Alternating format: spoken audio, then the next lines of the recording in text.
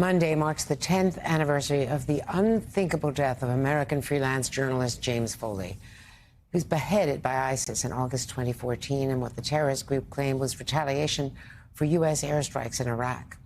Jim Foley was working in Syria for the Boston-based news website Global Post when he was kidnapped in 2012.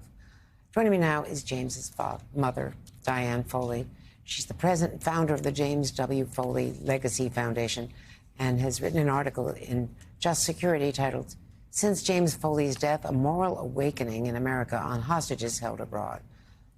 And Diane, it is good to see you again for all your heroism. I should point out, Same you're here. also with Colin McCann, the author of American Mother, an incredible account of, confronting your son's killer in a courtroom. When James was killed, there was the view that the U.S. should not negotiate for hostages. This has changed radically, largely because of you. You call it a moral awakening. How do you feel? How did you feel when Evan Gershkovich, Paul Whelan, when they returned home to the U.S. in that historic prison exchange? Incredible joy, because that, I feel, is Jim's legacy, as well as our legacy as a nation. But I do, it gave me great joy. You've been an advocate for Americans wrongly detained around the world. There are now, by the government's account, 42 U.S. nationals still being held, including freelance journalist Austin Tice. He was abducted 12 years ago in Syria. President Biden has called for his release. What more could be done? What would you like to see the White House do? Well, I feel there's been a miraculous change. We actually now have people within our government whose job is to bring Americans who are targeted simply because they're Americans home. And certainly Austin and many others are in that category. But it is difficult.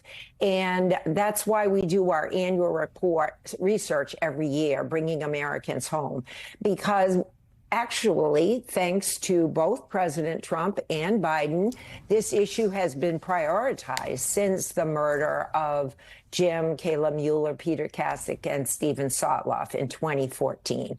It has been a miraculous change. Our government's developed a three-prong structure that has brought more than 120 Americans home, which is quite extraordinary. So there's been a remarkable improvement. However, there is still incredibly challenging.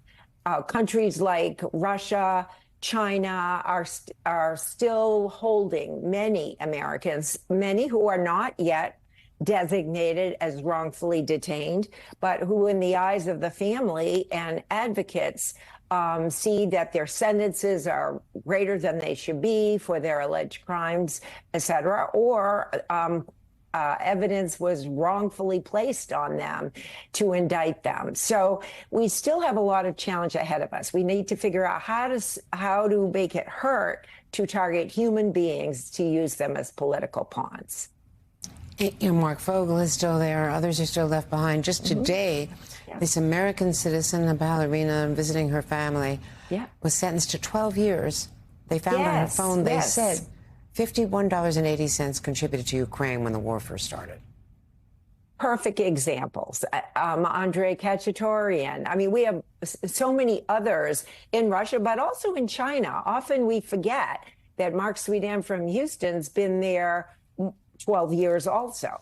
We have Kai Lee, who's been a businessman who went home to see a relative and was targeted and arrested.